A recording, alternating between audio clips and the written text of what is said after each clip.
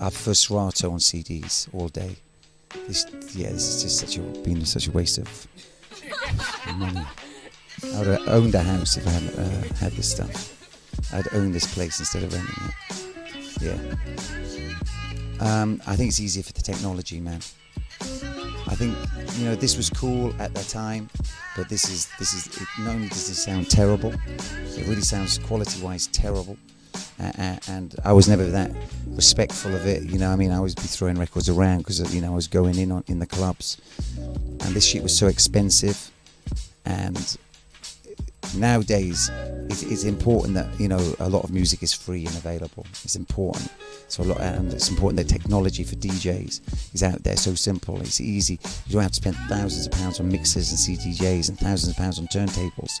You can get little controllers and download the software real cheap and just go in, man. And that's great. That's generated a whole generation of new DJs and make it accessible and open, and it's going to encourage creativity, because that's what's going to separate one DJ from the next: creativity. I don't see no stigma. If you come to my events and love my events, I don't see the stigma. You're there celebrating life, baby, having a good time. We do all different types of parties nowadays. We do the bougie parties, so we use it. The basement club in the Edition, which is super upmarket, super friggin' trendy. So we do that. We do Aura, we do those. We do the local spots like Club K and Hounslow. We do the Mad Hood parties. We do the student parties like McCluskey's and so on. So we just do everything now, and that's really what I want to do. Something that has sounding works for me doesn't know that I'm a nice guy. He doesn't know that for 1 minute. No one told him, he didn't get the memo. I don't know, baby. I don't know. I've definitely been blessed, so maybe that's my superpower, is being blessed. Blessed to be able to do what I've done and the opportunities I've had. A lot of people haven't had these opportunities.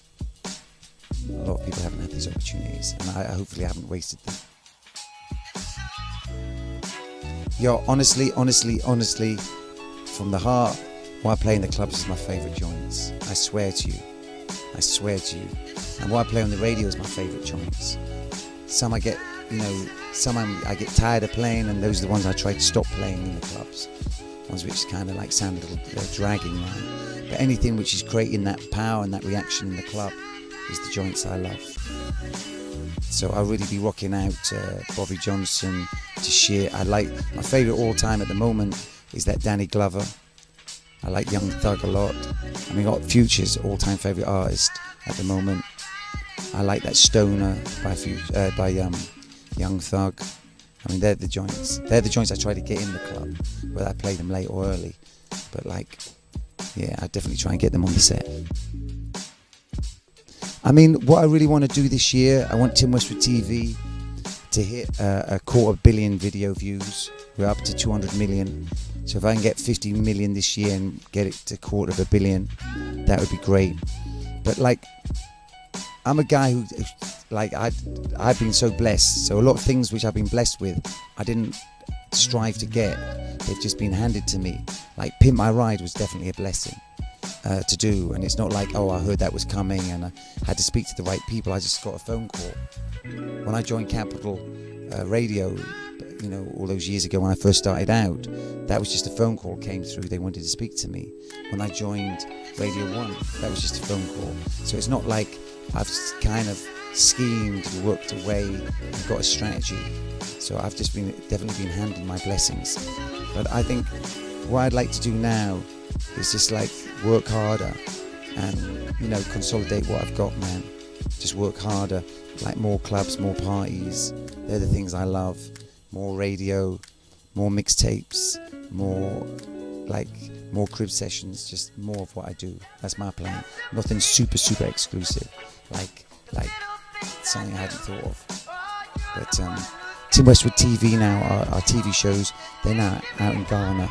They've given them a 20 episode series of it, 21 episode series of it. And so they've got all the hot shows from Nicki Minaj to Drake to Wayne to Birdman. So that's blasting off real nice.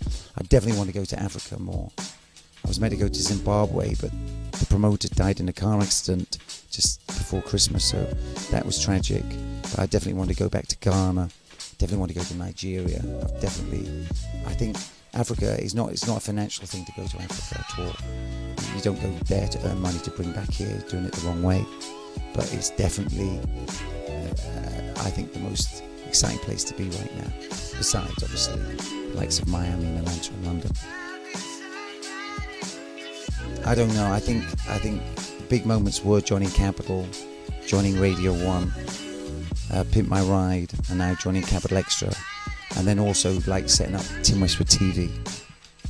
They used to have these monthly pizza meetings, and I went to one. The first one I went to, and the boss at the radio station said, "Do your own internet." And from the moment he said that, we just set it up and went for it. Sometimes radio stations be a little funny about your own projects. Oh, I think if I need to speak to anybody, if I need to speak to my audience, I don't have to go through anybody to do that. And that's the same with the artists now. Before, the only ways the artists could access their audience, apart from their music, they could access it through. But they'd have to go through this medium of press or radio. And you always get people's own twists on it. Even this, like, you could edit this in a way that it would sound different to another way of editing it. Do you understand what I'm saying? But with press, there's so much.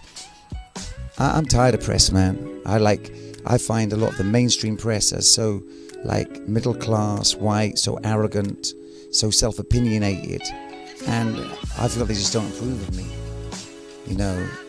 They've never been to any, they've never been in those sort of events that I've been in to understand it.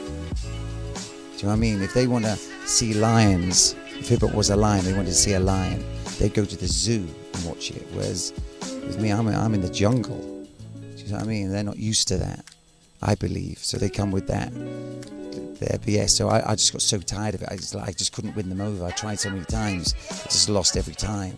Couldn't win them over. It was like they came with their own shit. You know what I mean? So I can't win with this. So if I need to speak to anybody, my audience, I've got my Twitter, I've got do a YouTube video, scream about it on the radio, scream about it on a mixtape. I do not need like a third party to go through. That's old school.